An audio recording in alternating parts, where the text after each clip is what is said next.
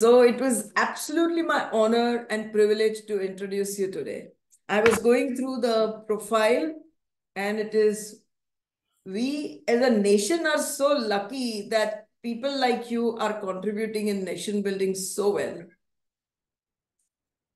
Reena, you can let me know when I'm supposed to start. Oh, ma'am, we can start now, ma'am. We are ready to go. We can start. Okay, sure. So it is my absolute privilege to introduce you all to Mr. Rajesh Prasad, who is the Director Operations in Rail Vikas Nigam, and who has given us time today uh, to give us insights on the RVNL and its prospects. But before that, it is my absolute privilege to tell you all his professional journey, his key achievements, and beyond everything, how in a public sector he has made a huge difference to our nation building. So Mr. Rajesh Prasad is the Director Operations with RVNL with effect from March 2020. He is a graduate in civil engineering from IIT Kanpur and also an MTech in environmental engineering from IIT Kanpur. He is from prestigious Indian Railway Service of Engineers exam 1988 batch, and he has put in almost 31 years in railway and RVNL in different capacities. He has been awarded Certificate of Merit 4 times, and he has also received Railway Minister's Award for the Best Project for Advanced Management Program in 2005-06. He was also recipient of Service Medal and Certificate of Merit from Railway Minister for outstanding work for the year 2008-09.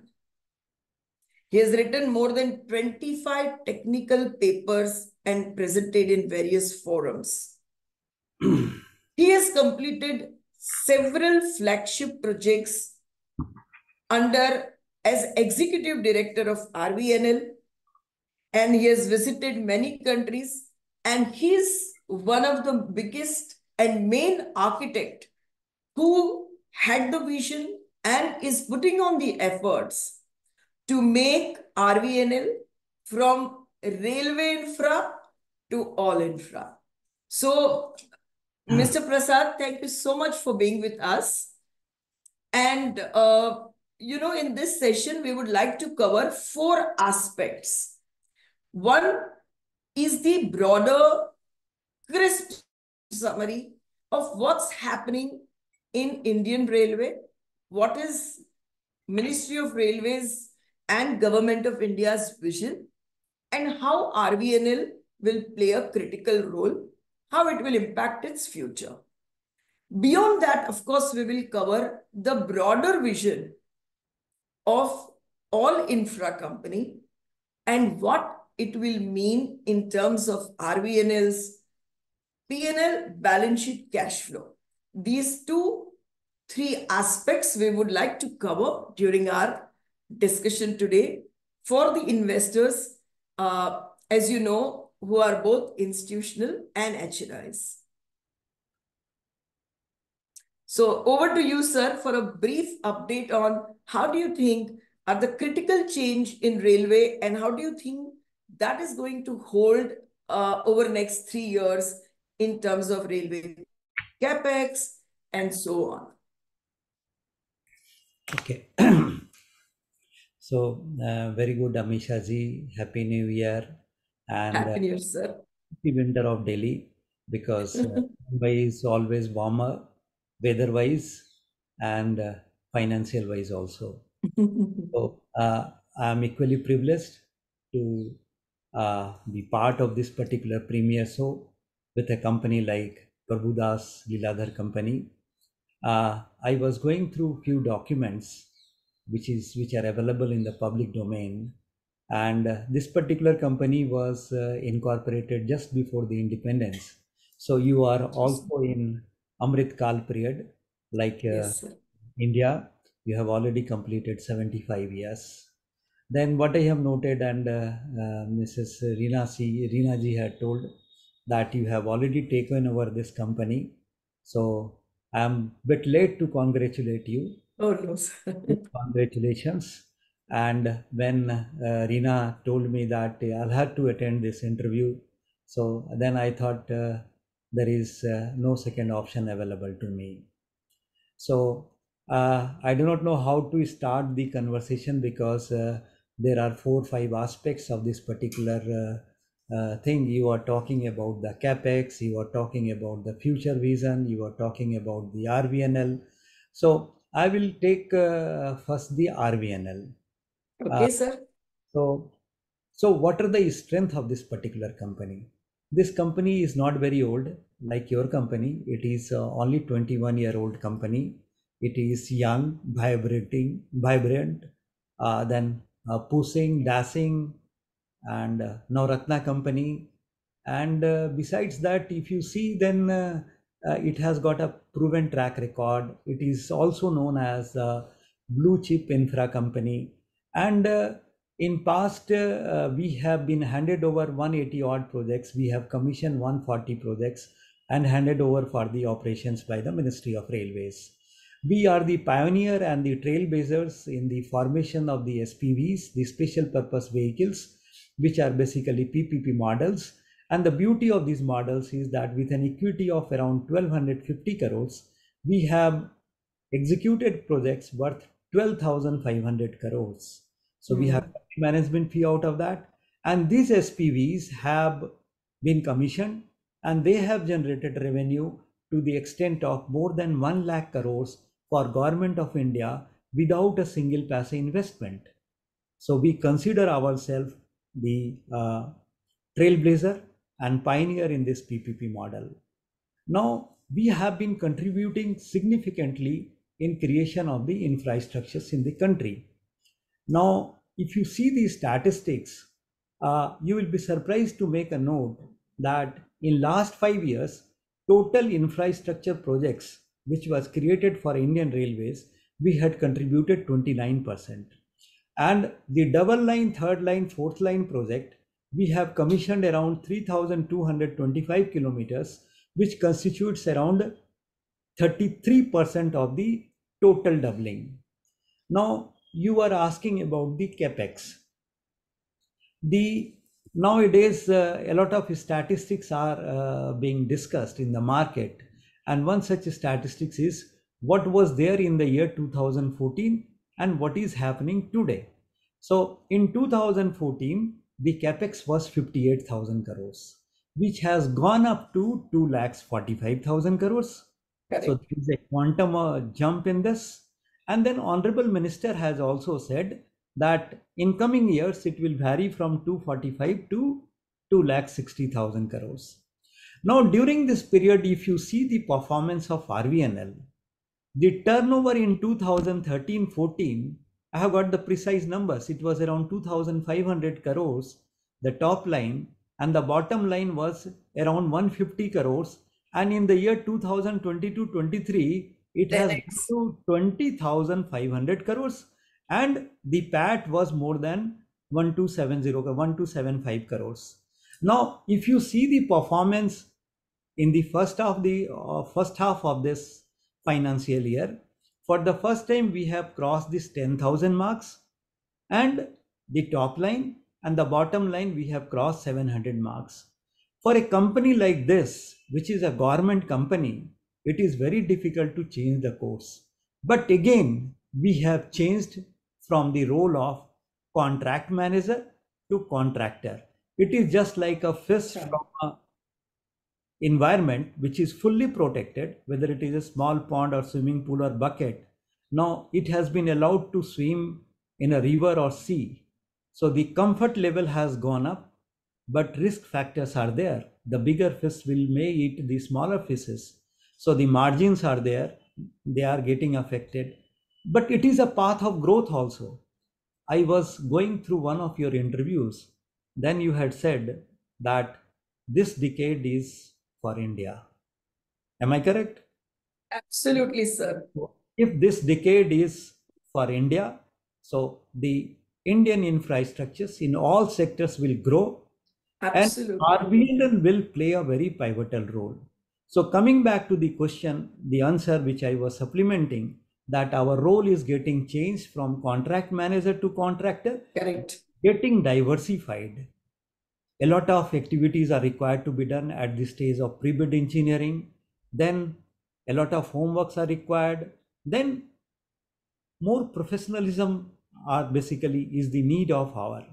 So I will take some time. I have got plenty of time, so give me time to say few things. Please, sir. For this, you have to understand what exactly you mean by project. What do you understand by project implementation? And what do Precisely. you understand by the project life cycle? Correct. So, very simple language, I will explain. Project means converting vision into reality, Absolutely. right? And no two projects are identical, just like our fingers. Correct. Every project is having its own challenges. It has got different resources, resource mobilization, the budgeting, then the timelines and risks involved in this. Hmm. And the project life cycle starts from the concept, design, estimation, feasibility, DPR, then the tenders, contract management, execution, defect liability period, and handing over. Why I am telling all this? Because RVNL is involved in the complete project life, Change. and we are aware about the intricacies of each and every phase. So that's Correct. the biggest strength of this particular company, that we are fully involved in this.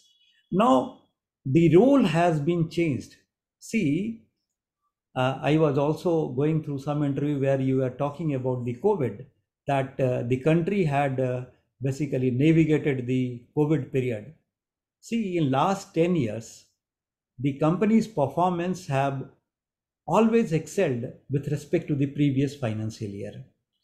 And even during the COVID period, it has surpassed the financials of the previous financial year. So it was a big achievement. And Correct. then we realized that yes, we can have a better contribution in the country in time to come. So, Correct. so we shifted from local rail infra to global all infra. Earlier, Hmm. there was only one client. Now we have got plenty of clients. Earlier, we Correct. were doing only the rail infrastructures. Now we are keen to execute all kinds of infrastructures. But the transition was not that simple. In a government company, it is not that easy to change course. But again, the strength of this particular company is that we are highly focused and the reaction time is very less. Correct. This makes this particular company totally different. And see, why I am telling you all this is because the order book becomes very important. The survival of the company becomes very important. So we had a top line of around 20,300 crores. More or less it will remain same. It will go to 22,000 crores. We want the bottom line to grow. And the project timelines, see, if you want to know the breakup of this particular margins, see the Sir, can I interrupt for 1 minute? yeah, please tell me. Before going to margins, I wanted to understand, as project management company, when you take end-to-end responsibility to adhere to timelines, quality, and budgets, whose responsibility is that? And are there any uh, fall back to RVNL? If not from railway and global contracts, that if you did not adhere the contract in time or within the cost, is there anything that liability comes to you? See, let me explain it this way. The basic requirement of any project implementation, you said three things. I will add fourth one also. Number one is the quality. number 2 is the timeline, number 3 is the safety, and Safety. number 4 is Cost. dispute free, and number 5 is the cost. So there is a triangle between quality, time, and cost. If Correct. you increase any side of the triangle, the other two sides get affected. So basic principle of the project management is that you should adhere to these timelines, do the best quality work. See, we try our level best to follow the best quality works, the norms, the best safety norms, following the highest safety norms. And see, when we are working as a contract manager, then the roles are totally different. Then we are controlling everything. But when you are working as a contractor, then it depends upon the clients and it depends upon the contract provisions made where you have signed the agreement. So we are aware about this. So whenever we are doing any pre-bid engineering, we allocate risk, we allocate margins, we allocate everything. And based on that, we react and we accordingly participate, we accordingly get the bid. Also, my one understanding is correct that broadly, while you take up any size of contract, there is no capital commitment from your side. It is, of course, you have to organize capital as part of the complete project management, but there is no capital commitment. So it's a pure service business. Is that understanding correct?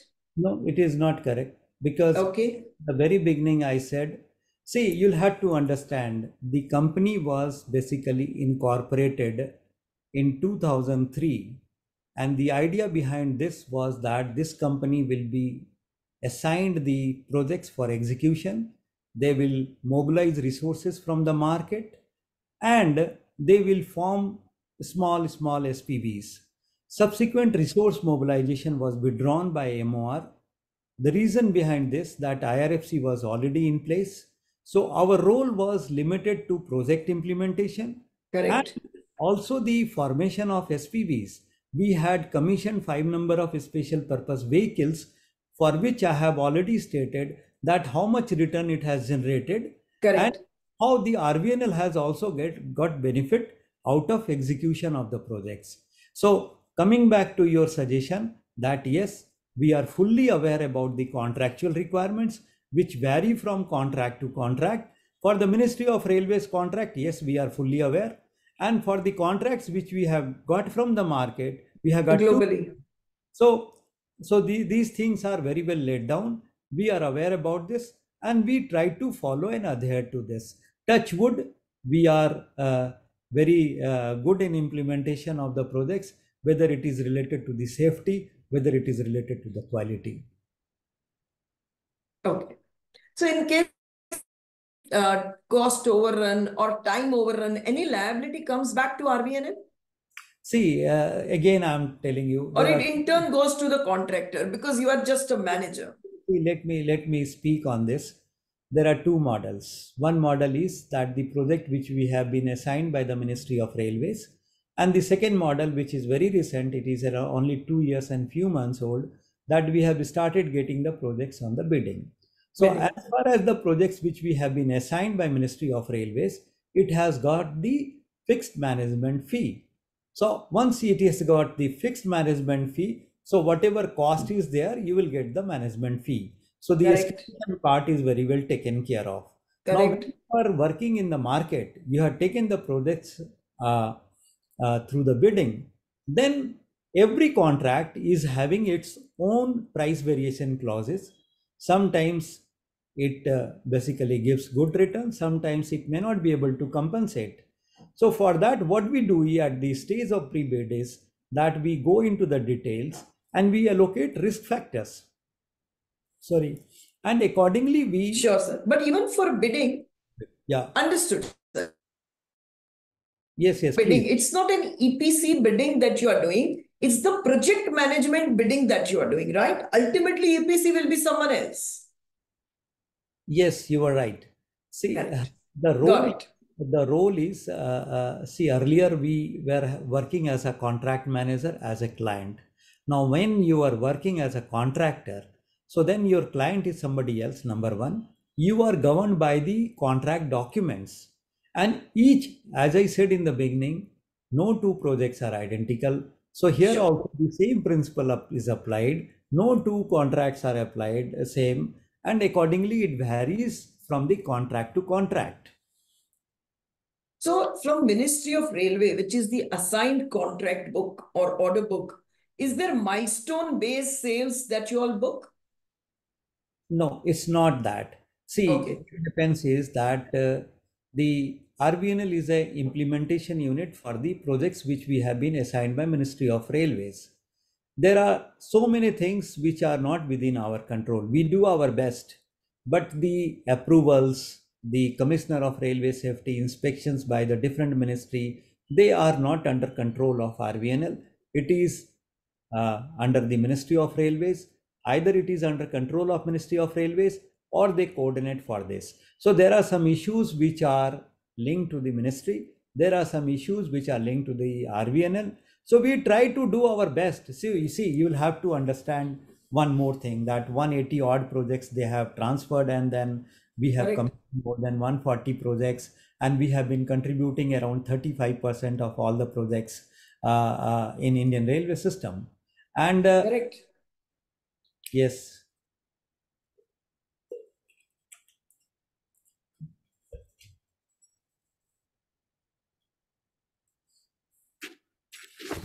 You are muted.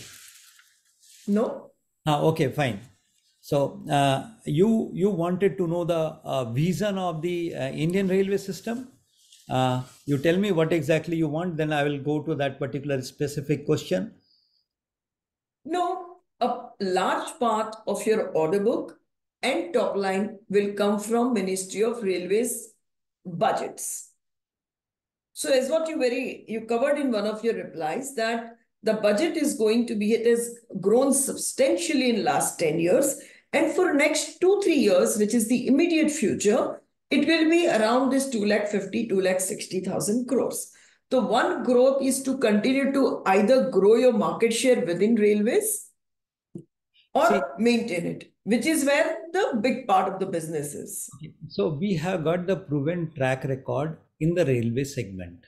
Correct. We are very confident, and our honorable minister keeps on saying that railway infrastructure is very complicated and complex. I will briefly explain. You compare with the NHAI, the road project, both execute the formation works. Formation works, they just lay the blacktop and it is open for the traffic. But our work starts from there. We have to lay the track, we have to lay the system, we have to lay the signaling works, we have to lay the overhead equipments, and then it has to be integrated in the various stations. And you don't have to close the traffic. Under the running traffic condition, you have to integrate. And then Ministry of Civil Aviation will come into picture for authorization. So these projects are very complicated and complex. So first thing it's not easy for anyone else. Yes, it is not that easy. And RVNL has got the complete command in this.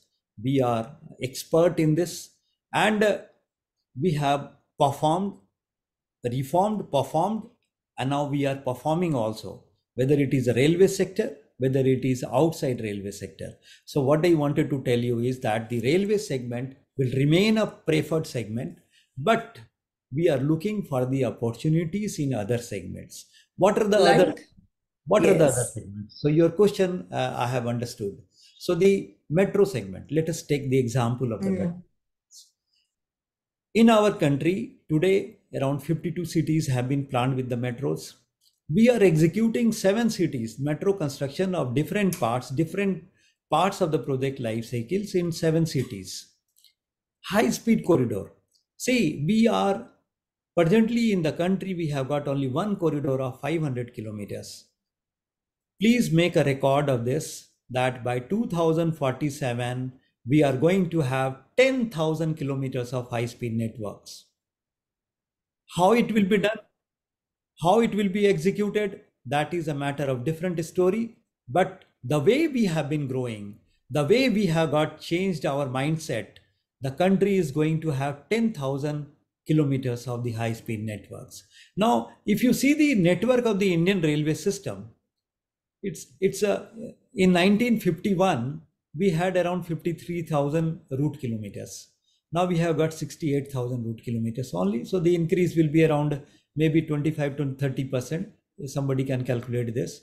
But the passenger traffic and the goods have gone up by 2,000%. And the four diagonals, the four sides and the two diagonals of the diamond quadrilateral, it constitutes only 16% of the length, and passenger wise and the freight wise it carries 52% and 58%. Capacity augmentation projects, it has gone by only 300%. So there is a huge requirement. Even today, if you check the kind of sanction which is available for the double line, third line, it is more than 17,000 kilometers. So in time to come, we are going to have a lot of capacity augmentation projects. Number one, DFC, we had earlier sanctioned the eastern part and the western part. The eastern part is getting further extended to Dankuni. Now, earlier we were not involved in the DFC projects. The reasons were that this particular company's role were different. The DFC company was different and they were having different roles. Now in future, the DFC corridors are being executed by the construction department. They have already floated few tenders. We are participating. The north-south corridor is going to come up very soon. So what I am saying is that in time to come, we will also get involved in implementation of the DFC corridors. And the 10,000 kilometers of high-speed corridors, which I mentioned, the pre-feasibility studies were done by us. We had some reports 3-4 years back. And I can tell you that in time to come, you will see this Delhi to Chandigarh and Delhi to Varanasi high-speed corridors a reality. We are talking about the vision, but I am talking about the reality that it will come. This is the vision of the Honorable Prime Minister and the Railway Minister. That, see, let me give me some more time. What exactly is the vision of the Ministry of Railways or government? Correct. So the first vision is that 100% gauge conversion, which is likely to be over by March 2024. The beauty of this particular policy is that the loss of transshipment and efficiency will go away. Then the next vision is the 100% railway electrification. Madam, you are from the finance side, but I will tell you the advantages of this. Number one, the import of the fuel diesel will go down. Because of 100% railway electrification. Yes, 100% railway electrification, and it's likely to be completed by March 2024. Okay. Now the second advantage is that the traction cost, if you have the electric locomotives and if you have the diesel locomotives, the cost of the diesel locomotive, diesel traction is more than double.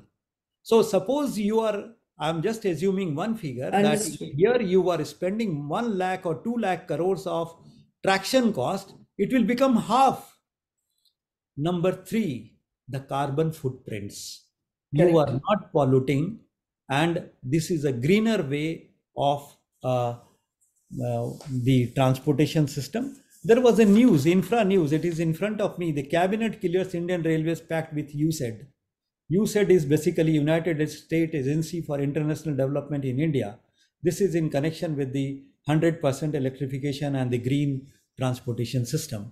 So this is the second vision.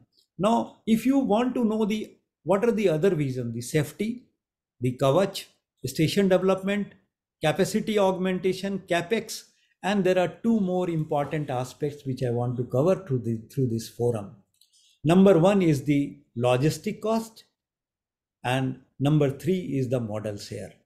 So the logistic cost, if you want to see the logistic market of the country, it is more than $200 billion. And presently the logistic cost is around 16% of the economy. But if you want to compete worldwide, it has to be around 8%. Now the modal share. Exactly, it is to. So what I was talking about, the modal share. See, in 1951, Indian Railway was carrying around 73 million tons of traffic, and the modal share was 88%. Modal share was 88%. Today, in FY 22-23, it was around 1500 million tons, and the modal share is 26%. Now, what are the advantages if you transport through the rail sector? The first advantage is that the cost of cargo transportation is 1.5 rupees per ton kilometer, whereas if you transport through the road, it is more than rupees 4 per ton per kilometer. It is almost 3 times. Now, it is not only related to this. The carbon emission, I will tell you a simple figure. If you transport through the railway, the carbon emission will be 30 fuel equivalent grams of CO2 per passenger per kilometer, whereas if it is transported by road, it may be around 50 or 60. So it has got the environmental impact, number one, the cost, number three, the logistic cost is becoming very, very important. That is why this logistic policy came into the picture, and there is a big thrust that we should augment the railway infrastructures, and in time to come we are going to have large number of infrastructures. What is the National Rail Plan? The National Rail Plans, the very basic principle is that whatever infrastructure is required by the year 2050, it should be in place by 2030. Very simple. And the modal share, they are targeting to go up from 26% to maybe around 45-46%. So By 2047. Okay. So from 26 to almost double. Yeah, almost double. So on a growing basis, because the growth will be So- there in the whole freight. So There again, will be a freight growth I and will there will be summarize. market share gain. So I will summarize the vision of the Indian Railways. The uni-gauge, number one, 100% railway electrifications. Number three, capacity Safety. augmentation. Number four, which I forgot to tell, connecting the unconnected area which is required for the overall development and economy of the country. Then station development, safety, then logistic cost reduction, modal share increase, and see the 100-year plan, the vision 100 years for the Amrit Kal is under preparation, and all these things will come into picture. So again, I'm telling you that Government of India, Ministry of Railway, all have got a very broad vision in time to come. It is not only the decade which will belong to India, maybe consecutively 3-4 decades will belong to India. Yes, absolutely. We will all work and pray together for that to continue to happen. But this is what I was really looking for a broader vision, where the fortunes of RVNL are connected to. And it gives that not only you all are working at increasing the efficiency and productivity of the economy, being a very major contributor in the logistic cost, you all are also working for the safety. And one aspect on safety that you touched upon, maybe Kavach, is it coming under RVNL? And what is the broader vision for Kavach, or the size of opportunity for Kavach? See, I do not have the numbers, but I No can. problem. I don't have the numbers, but the idea is that we should have 100% fail-safe arrangements for the collision. And there have been some trials. In fact, I was going through some news item. Railway conducts coverage efficiency trial at 140 kmph between Mathura and Palwal. This happened some time back, and then again it was coming in the news. So the entire country and all the sections are getting covered. Regarding the involvement of RVNL, see, we are not directly involved in the coverage, but we are trying to diversify. And in that particular area, this is also one of the field where we want to get diversified. And Correct. how we will do it, how we will be able to enter into it, it is yet to be seen. But what exactly we have done for the country, which I have forgot to mention, is that we have constructed 20 turnkey projects, workshops, where the and all have been done on a very fast track. There, the coaches, wagons, even the locomotives will be maintained, will be manufactured. It is a part of the Atmanirbhar Bharat, and we call it a 3D approach. That is, you design it, you develop it, and you dedicate it. So So RVNL in future can go into making of coaches? yes, we are already there. We have already entered into a contract, and we are seriously thinking for diversifying, because the numbers, the locomotives, then the wagons, the coaches, what are the numbers which we are having today, and what exactly we will have after 2047, it is mind-boggling. And you will be surprised to know that if I'm having the figure, I can tell you Yeah, that that would be very interesting. But that means from a service industry and a project management company, that RVNL can become in future a manufacturing company. we have already become, by doing these kind of turnkey projects. And for your information, we have already bagged one contract for the manufacture of Vande Bharat trains. And I do not know whether you are aware about it or not. Yes, Uh, so, yes, so if you are aware, this Vande Bharat is a indigenous make in India semi-high speed trains, and it comprises of 16 coaches. It has got faster acceleration, deceleration, very less jerk, make in India.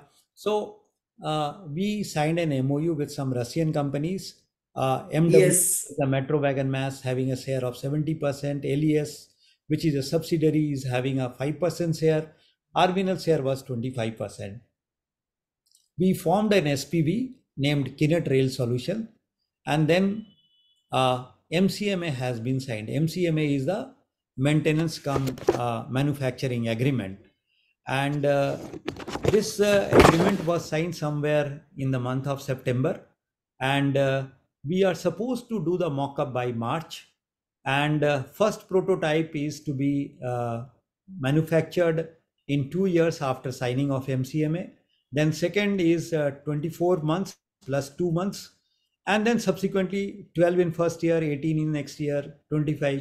So you are a financial person, so I will tell you in terms of the numbers that you are doing, but how much you are getting, what is the scope of the revenue. So we, our bid was 120 crores for 120 train sets, so it is roughly around 14,000 15,000 crores. And then these rakes, these train sets, will be maintained for 35 years. So that particular revenue continue for 35 years, and the average maintenance cost will be more than 4% per year. So if you calculate 4% of 120 train sets at the rate of 120 crores for 35 years, it will be around 21,000 crores. So if you add all this, it will get a revenue of around 36,000 crores. And out of that, RVNL share will be around 8,500 crores to 9,000 crores. And So balance share will be whose? I already told MWM will have 70%, Correct, ATS correct. will have, Correct, correct, correct. and Understood. these will be That delivered. particular SPV will have the whole, but in that you all are holding equity in some form. Okay. Understood. So this particular company, the manufacturing will be done at Latur. See, everything is pre-decided. I am firm believer of God.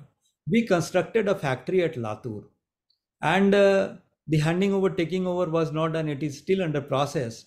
And we also did a trial for manufacturing one coach. We wanted to take over this factory. We did not get, and because of the government of India's policy that nothing will be given on nomination basis, but through bidding we have got this now. And now we will be manufacturing the same at Latur factory, which have been constructed on a very fast track by RVNL. And besides this, there are 3 workshops which will be upgraded by RVNL for the purpose of maintenance. One will be at Jodhpur, the other will be at Delhi, and the third one will be at I think it is Bangalore. Just one very basic question. When we say capacity augmentation and adding Vande Bharat trains, who funds this? Ministry of Railway. Yes, the Through one. long-term borrowing from any long resources, whether global or domestic, pension or insurance. Is that what? It is Ministry of Railways prerogative. We have got no role in this. Once the project either it is assigned, which has now been stopped, or through the bidding we get, and then the financial conditions are very well laid down in the contract documents. And is this spending on Vande Bharat trains or any more capacity augmentation trains is part of the railway 2,50,000 crore budget? Most probably yes, because it is a kind of a capex. It is a kind of a capex, yes. And this, when you do this kind of a manufacturing, whether Vande Bharat trains or in some form coaches and locomotives, the margins will be fairly and starkly different. A lot of challenges would be there. Madam, you'll have to appreciate No, challenge is one part, but Yeah. any manufacturing is having 12-15% plus kind of EBITDA margin, not first year, but maybe third or fifth year. Yes, margins would be there. So we work out the economics at the stage of pre-bidding, and there are so many risks involved in this. And we also conduct the sensitivity analysis. Correct. Sensitivity analysis is that suppose the market scenario changes, you are supposed to complete the project in 3 years, but you complete in 5 years. The interest of the bank has gone up or gone down. The external factors are there. So based on that, you can always conduct a sensitivity analysis, and accordingly you can work out the IRR, you can work out the debt service coverage ratio, and there are so many things, the financial terms which come into picture. I'm not a financial person, I'll explain it to you very frankly, but I know some of the basic things of the finance. Okay. Sir, we will also open the floor for questions. But before that, in case you can touch upon on two aspects. I was going through your financials and I found that the free cash generation from business has been varying a lot. Is that a right? This is the question which I can touch upon with you, sir? Yes. Madam. So if you Yes. if you Madam, see last 3 years, the free cash generation has been very different on a broadly consistent top line. So what could be the reason for that? the top line is changing, it is growing. No, growing. That is growing. But at the same time, it is not falling, going up. It's not volatile. But free cash generation is very volatile. Okay. So the free cash which you are talking about, so let Yes, me sir. clarify this. See, I'll just give you numbers so that it might just help you, sir. Net cash flow from operating activities in 20 was minus 900, 21 was positive 400, 22 was 4,700 crores, and 23 was minus 4,000 crores. So that I was a little bit not able to understand. And that was caused by huge change in working capital. So why should your working capital change so much? okay. So, madam, I will club with some more information with this question, and I'll cover some aspects. Give me some time. Sure, sir. Only 2 days back, one of my very close friend, who is now heading the Gati Shakti department of Ministry of Railways, forwarded a WhatsApp, and he forwarded that how much debt RVNL carry, and he forwarded the message WhatsApp University that RVNL had a basically debt of 59.6 billion INR in September 23, 63.2 billion INR in 22. Through this channel, through this platform, I want to clarify that RVNL is a debt-free company in I repeat, this is a debt-free company. We had a tripartite agreement between RVNL, IRFC and MOR. The principal and debt are paid by Ministry of Railways, and this model is applicable. Correct. It's a pass-through. Yeah, this model is applicable to all the MOR projects assigned to RVNL for which IRFC is financing. IRFC is also a listed company under Ministry of Railways. And as per the Correct. tripartite agreement, the principal, I repeat, the principal and the interest are to be paid by MOR. It only passes through the books of the RVNL. Again, I repeat, I it totally agree. passes to Yes. the books of the RVNL. Now, coming back to your question, see, I'll have to clarify this way that earlier we used to get the advance in parts as per the pink book outlays by Ministry of Railways, issued by Ministry of Railways. Subsequently, it was decided that we will not get the advance, we will have to claim the reimbursements. And accordingly, first we execute the work and then we call for the, basically we ask for the reimbursements. And if you see these figures, what exactly had happened in the FY22, a substantial advance was given by Ministry of Railways at the fag end of 22, which could not be utilized because only few days, 2-3 days were left. So it got reflected in the next financial year. Madam, if you permit me, then I will tell you some financials because I am not a financial Please. person, but it is But very it will interesting. help us how to value Yeah, the business. but it is If very you can interesting please show. for any investor. This particular company was formed with a share capital, authorized share capital of 2085 crores. Sorry, paid up share capital of 2085 crores and authorized share capital was 3000 crores. So this 2085 crores was basically infusion was done from a period say 2003 to 2010.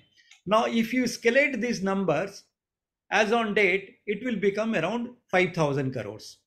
Now the company has paid back the dividends from 2008 to 2023 to the government, and if you escalate with the same interest, it will be around 2400 crores. Now the disinvestments have taken place. IPO came in 29 April 29, OFS 1 in March 21, and then 23 July OFS 2. So 12.16% and then OFS 1, OFS 2 was 15%. So Government of India share is 72.84%. So this disinvestment, if you further escalate, it will be around 2600 crores. So the Government of India infused 5000 crores with the interest. It has been paid back through disinvestment and dividends 5000 crores. So whatever money you have invested, you have got back. Now, today, the market capitalization of this particular company is how much? 39,000 crores. And the government's ownership is 72.84%, meaning thereby Correct. government is having the holding of 32,000 crores.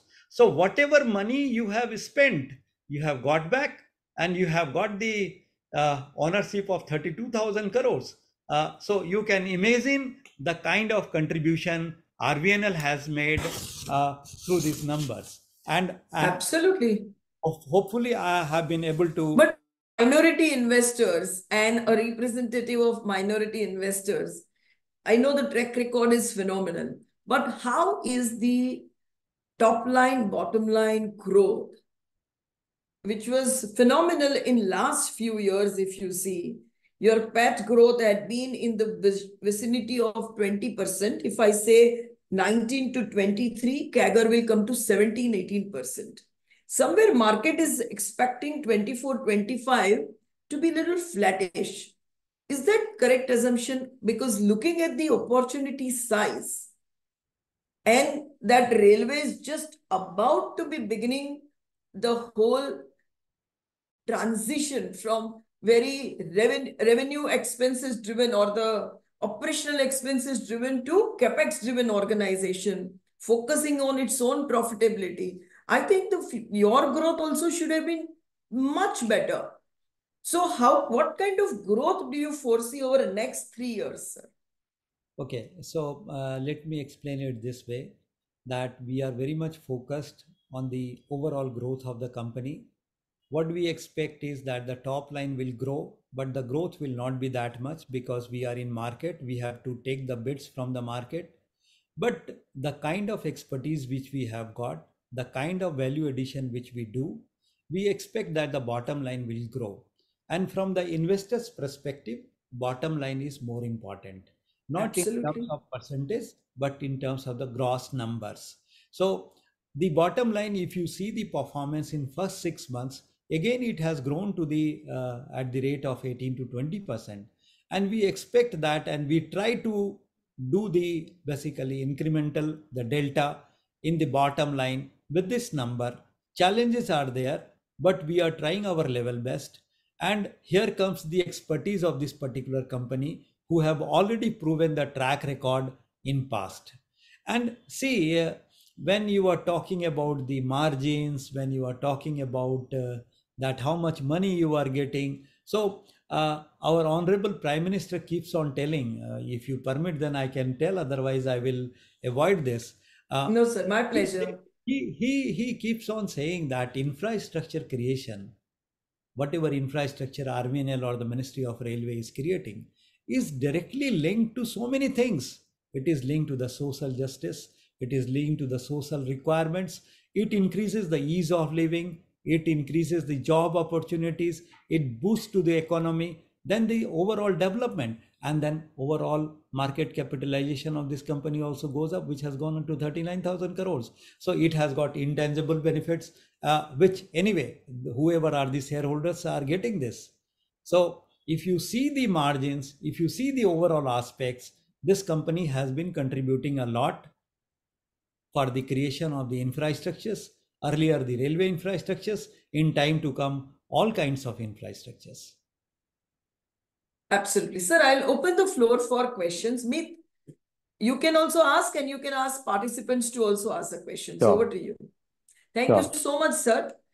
And you will have to permit me to come down someday and spend few more hours with you, because the learning I don't know, madam, but yes, I will try to do that. Thank you, sir. Meet questions from you. But Sure. So I have got a meeting at 12:30 hours, so you We please. know that, sir. Sharp quick- 12:30, we will end it. quickly take one or two. So participants who wish to ask can put it in the Q&A chat. So for now, we have one question, with regards to the global opportunity. So you spoke about the domestic opportunity we have within India. How big could our opportunity be in, say, the IMEC corridor or the ongoing projects that you have in some Middle Eastern countries? So how big could that opportunity be for us? So let me start with this, that the export market is huge, and the margin is also very good. See what exactly has impacted RVNL. So earlier we were getting only works through the nomination basis. So somewhere in December 2021, Ministry of Railways issued an office memorandum that here is a company which is very competent to execute all kinds of infrastructure. Then Ministry of Railways issued a export policy, and then we got the Navratna status. So our main focus has been neighboring countries like Maldives, Mauritius, Bangladesh, Sri Lanka, Nepal, Africa continent, and only thing what we want to see is that the funding is very much assured, like World Bank, the ADB, the African Development Bank, JICA, European funding agencies. The idea is the funding has to be ensured. So if you want to know what exactly we are doing, there are few bids in Nepal which we are going to participate. There are 2 projects JICA funded in Bangladesh, few LOC projects we are eyeing for that. In Botswana we have submitted the RFP, and see the margins in these projects are very high. Then we have participated in a tender for the Maldives Sports Complex. We are in the process of opening offices in South Africa, Oman and Dubai.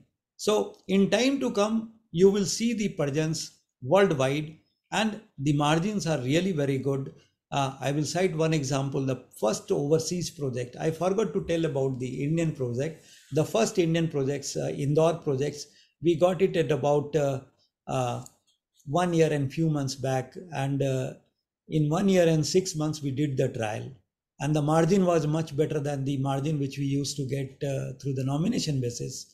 Similarly, the first overseas project, Maldives, we have done a reclamation of 1.25 hectare land into a 22 hectares land in a period of 4 months. and there also the margin was much more than the margin which was available by the government of India through the nomination basis. So it is just like what I had said earlier, that the sea pace from the protected swimming pool has gone into the sea, and the adventures are there, the challenges are there, but at the same time wider area to swim and grow and earn also. Absolutely, sir. And so you mentioned that, for competitive bidding and even for export orders, the margins are significantly higher. Now, as the share of these projects keeps on increasing with our order book, where do you see our margin trajectory over the next, 3 to 5 years? See, if you see the margin, there are two numbers. One is the absolute numbers, and one is the margin upon turnover. So the margin over turnover, this particular ratio is more or less fixed. It varies from 5.8 to 6 because the nomination, the management fee, etc. is fixed. Now we are more in the project execution through the bidding. So the numbers will change. There could be a project where we may incur into the losses, but overall, we want to see that margin continues and we are able to give the positive results in terms of the margins. And there are some intangible benefits of the margins also, which I had just now said. So what I see, what I can foresee is that in time to come, the margin will be higher than this because we are in market. We can do a lot of value additions. Now, no company would be better than this company as far as the technicality is concerned. We are highly technical. It is a very small company. We have got a manpower of only 400 persons and doing Absolutely. 21,000. So I was just thinking that it must be so technically qualified, this entire team, to manage the whole cycle of such large projects. So, madam, every day the reviews are there. It is being done at the level of CMD and the directors, and each and every PIU, we call it a project implementation unit, they are connected, and we basically get involved to the bottom, and we see that each and every problem. See, the technical problems cannot be resolved managerially, and here comes the technical expertise that come into play. It has to be resolved technically. You cannot work like a manager. Correct. Sorry. So what I want to So tell very you, well said. yeah. Very So, well said. इसमें if you want to close, then before closing, I would say few sentences, and then and if any more question is there, then I can answer the Meet, question. just check what are the questions. Just read one out the last questions. One last please. question. We have one on the order book. So I think currently we are close to say 70 odd thousand crores. And so any guidance on where FY24 could end, and whether or not we see the order book cross 1 lakh crores, and do we stop bidding at some point of order book threshold? So any guidance on the order book part? I have understood the question, so let me explain this. Sure. So this year the guidance was that we will achieve the top line of 21,000 crores plus, the bottom line around 1400 crore plus, and the order book 1 lakh crore. See, if you are having a top line of around 21,000 crores, 20,000 crores, so the basic norm which we want to maintain is that the order book should be at least 3 to 4 times, means it should be around 80,000 crores plus. So we have set an internal target of 1 lakh crores. So we may land around 80 to 85,000 crores. But in time to come, we are working and we are trying to get some overseas projects and also participating aggressively. So let us see how we land. But the order book should grow. And again, I am telling you, the basic norm of 3 to 4 times order book we want to maintain. And we will make sure that down the line, 3 to 4 years, we are going to have the order book maybe touching 1 lakh crores all the time. So if you execute the projects, it will go down, but at the same time, there should be some new addition. Perfect. Great. Thank you, sir. So, madam, so should I conclude? Yes, sir. Yeah. Thank you very much for your time. So, It was absolutely enlightening on both the railway vision, the capabilities of RVNL, and the kind of contribution you in particular and your team has been doing in making it successful. आपने तो बहुत praise किया, but I do not know whether I deserve it or not. But You absolutely. I will tell few things. The Honorable Please. Prime Minister keep on telling. I follow his tweets, etc. आज नया भारत नए लक्ष्य तय कर रहा है, नए रास्ते गढ़ रहा है, नई उमंग है, नया सफर है, नई सोच है, दिशा नई है, दृष्टि नई है, संकल्प नया है, विश्वास नया है. So what I am saying is that the new India is altogether in different mindset. And हमारा एक बहुत ही प्यारा सा RVNL का एंथम है, उसका 4 लाइन्स हम हमेशा कोट कर देते हैं. somebody likes it, somebody doesn't like it, but I keep on quoting. हम भारत का स्वर्णिम कल हैं, बात नहीं इतिहास की, राहें दुर्गम पर सक्षम, हम हैं गति विकास की. So this is a very small company, but we are trying our level best to do the best, and that is why the market has also appreciated us. Absolutely, sir. Market has absolutely also this, and absolutely a person like you is appreciating means something good must have been done by this company. So true, sir. Absolutely. And a very, very long and sustainable innings ahead is what I wish to you and all of us, the shareholders and would be shareholders, for you all. Thank you so much for your time again, sir. Thank you very much. Thank you. Thank you, sir.